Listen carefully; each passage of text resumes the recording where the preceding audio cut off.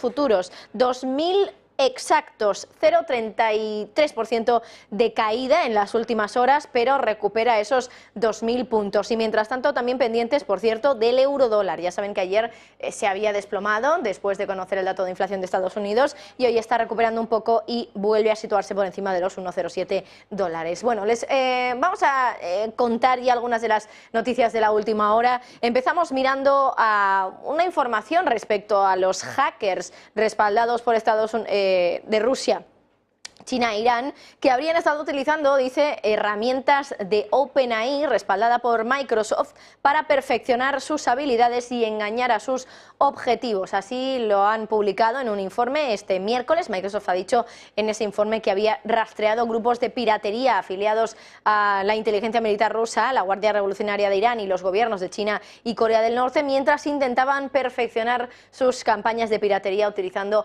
grandes modelos de lenguaje. Esos programas informáticos, a menudo llamados inteligencia artificial, utilizan enormes cantidades de texto para generar respuestas que parezcan humanas. Así que estaría asegurando Microsoft que hackers de Rusia, de China y de Irán habrían tenido acceso a herramientas de OpenAI. Por cierto, hablando de inteligencia artificial, seguimos pendientes a los movimientos que registra una de las grandes compañías que se han beneficiado de todo este frenesí por la inteligencia artificial. En este caso es Nvidia. Y es que después de la subida que está registrando en el día de hoy, la compañía está superando en capitalización bursátil incluso a Apple, a la matriz de Google, y se está convirtiendo en la tercera mayor empresa de Estados Unidos, justo días antes de que el modelo del auge de la inteligencia artificial pues haya sorprendido, sobre todo en sus resultados del cuarto trimestre. Se van a publicar esos resultados dentro de muy poquitos días. La fuerte demanda, por cierto, de los chips de la compañía, ya lo saben, utilizados en la computación de inteligencia artificial, ha impulsado esas acciones. En los últimos 12 meses llevan una subida del 231% y han alcanzado ya máximos históricos, elevando su valor de mercado a 1,81 billón de dólares, que se dice pronto.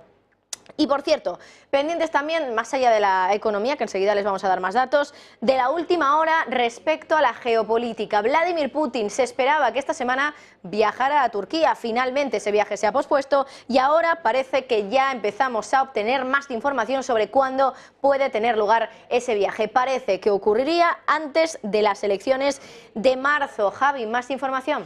Sí, Marta, antes, por lo tanto, de la segunda quincena del próximo mes, Vladimir Putin podría estar en Turquía en un primer viaje que podría realizar el presidente de la Federación a territorio de la OTAN desde el inicio de la guerra en Ucrania, camino ya del tercer año de conflicto bélico sobre el terreno. Es lo que acaba de confirmar en una entrevista Dmitry Peskov, el portavoz del Palacio Presidencial ruso. Dice que Putin ahora sí podría ir a visitar a su homólogo Recep Tayyip Erdogan a Turquía. En las próximas semanas estaríamos hablando de los próximos 15 días, 3 semanas más tardar, antes de las elecciones del mes de marzo, antes de las presidenciales en las que Putin pretende revalidar su nuevo mandato. Los planes para que el viaje se ponga en marcha, para que sea una realidad, son los que se estarían ultimando en Rusia a esta hora de la tarde. Putin, uno de los 4 candidatos que se postulan a las elecciones, de momento parece, según las encuestas, que sería el favorito a mantenerse en el poder. Y como comentamos, Marta, la última hora es que Peskov dice que ahora sí el viaje a Turquía podría efectuarse antes del 15 de marzo.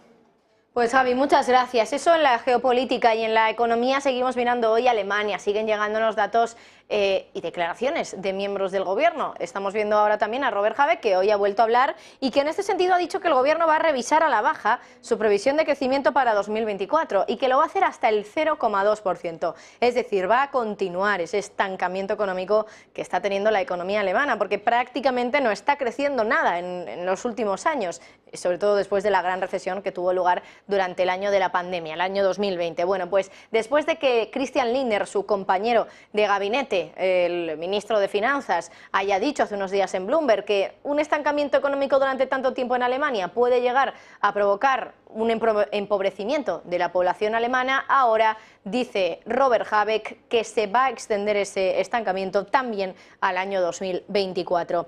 Por cierto, miramos también, Javi, a Lockheed Martin, que ahora estaría trabajando ya en un acuerdo para vender 40 F-16 a Turquía, justo el día en el que hemos conocido esa visita de Vladimir Putin a este país. Más detalles sobre esa información respecto a Lockheed Martin, Javi.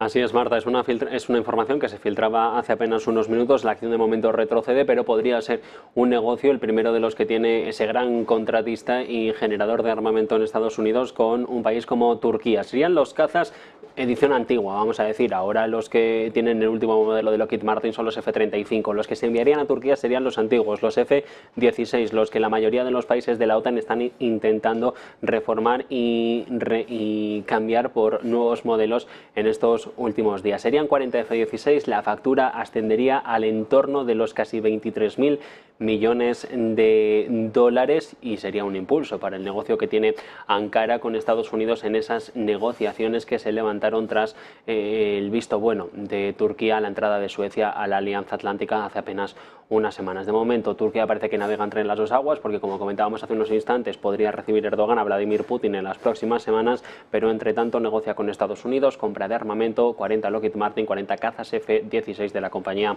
norteamericana podrían ser suyos en las próximas semanas. De momento, como te digo, la factura, el total de los costes podría ascender a los 23.000 millones de dólares a precio actual de los F-16 en el mercado. La acción no lo acusa, retrocede 0,16% hasta ahora de la tarde. Pues Javi, muchísimas gracias. Miramos ahora también al petróleo. Les decíamos antes que está retrocediendo un poquito. La caída ahora ya es del 0,06% en el West Texas e incluso ya, perdón, el Brent está subiendo un 0,06% hasta los 82,82 dólares el barril.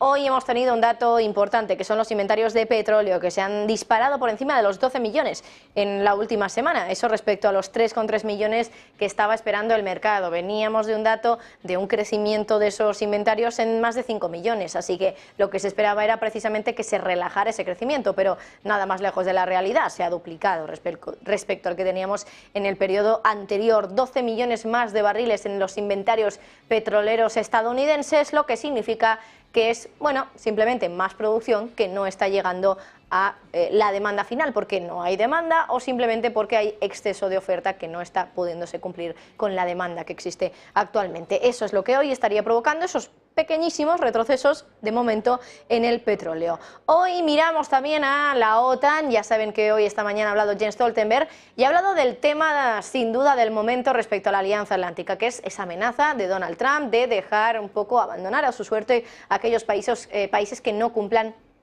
con esos objetivos de gasto militar. Hoy Stoltenberg ha hablado de esto, no ha querido mencionar al expresidente de Estados Unidos, pero ha dicho cualquier sugerencia de que no nos apoyamos entre nosotros perjudica nuestra seguridad. Así lo decía hoy. So the purpose of NATO is to prevent war, is to preserve peace, is to prevent an attack on NATO allies, and we have done so successfully for decades because our deterrence is credible. So any suggestion that we are not standing up for each other, that we are not going to protect each other, that does undermine the security of all of us, increasing the risks, and therefore it is so important that we, both in actions but also in words, communicate clearly that we stand by NATO's commitment to protect and defend all. Bueno, pues hoy también pendientes de más cuestiones, por ejemplo, Habeck, que sigue siendo pesimista con Alemania. Dice que la recuperación económica puede retrasarse por las huelgas y por la débil demanda extranjera y la geopolítica. Hoy hablábamos también esta tarde a las 4 menos cuarto aproximadamente con Rafael Pampillón, que nos decía, ojo, que Alemania ya está incluso en una crisis inmobiliaria muy potente, que esto es de lo que pocos hablan y desde luego de lo que nadie habla desde el gobierno de Olaf Scholz. Bueno, volviendo a hablar de la OTAN, el ministro de Asuntos Exteriores de Suecia ha dicho este miércoles que espera que Hungría apruebe pronto la solicitud sueca de membresía de la OTAN. Lo que ha dicho el ministro es que dan la bienvenida, que Turquía haya completado el proceso de ratificación y que esperan que Hungría lo haga pronto, pero ya saben que además, disculpen, Hungría es el único miembro de la OTAN que todavía no ha aprobado la solicitud de Suecia para unirse a la alianza y que los gobernantes del país citan lo que ellos califican como acusaciones suecas indebidas, de que han erosionado la democracia en Hungría y que ese es el motivo por el que, bueno, pues de momento todavía no han ratificado la entrada de Suecia en la Alianza Atlántica. Miramos también hoy a Irán, es otro de los temas del día sin duda, ese presunto sabotaje en un gasoducto.